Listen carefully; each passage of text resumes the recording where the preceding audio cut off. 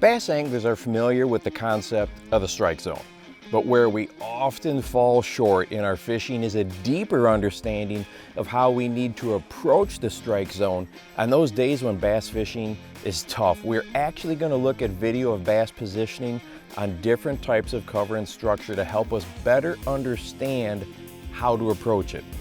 When bass are aggressively feeding, we can do no wrong. When they're not, it seems like they just vanish from the lake or river. Well, how can we solve that problem and tip the balance back in our favor at least a little bit? Well, the field of view for a bass is really interesting. For their monocular vision or one-eye vision, they can see peripherally at quite the angle.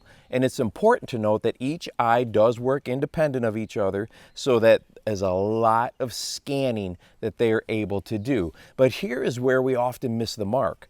Bass are built to burst forward. Well, this isn't a surprise, right? Their binocular vision, or vision with two eyes, where that monocular vision crosses each other, is what is absolutely critical for depth perception and attack. But this zone of binocular vision is not very big, and it is within this zone that their ability to pick up detail is the best, and where that instinctual process takes place, whether or not to pursue our lures because they appear to be food. When bass are intrigued by something, they approach it with their binocular vision field of view. Look at these fish right here coming up to investigate my camera.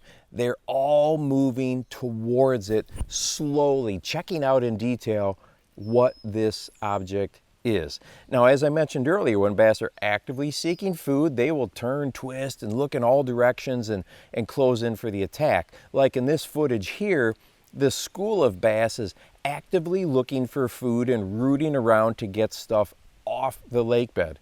In these scenarios, we've got a lot of leeway and margin for error. We just have to get our lures close to these fish and they will likely hit it. And I wish this type of behavior happened all the time, but when it's not, we want to do our best to make that decision for them easy. We want to get our lures in that binocular vision where all they need to do is move forward. Now let's take a look at these bass right here.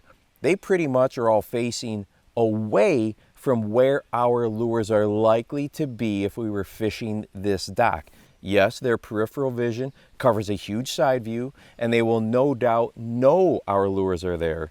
But when they are not in aggressive mood, you can just imagine how we can fish all through here, not get a single strike or any interest, yet there's a pile of fish in this very small area. Now think about how this can apply to shoreline brush and something like weed beds or very large and complex boat docks. In shoreline situations where we are beating the bank, there's a higher probability the bass will be more likely to see our lures. They're going to be facing out to deeper water often, or cruising along that shoreline edge. But with structure or cover a little farther offshore, now the direction they are facing can vary greatly. One or two casts to a weed bed, even if it is small, will likely not be as effective as we like when those bass are not chasing everything in sight.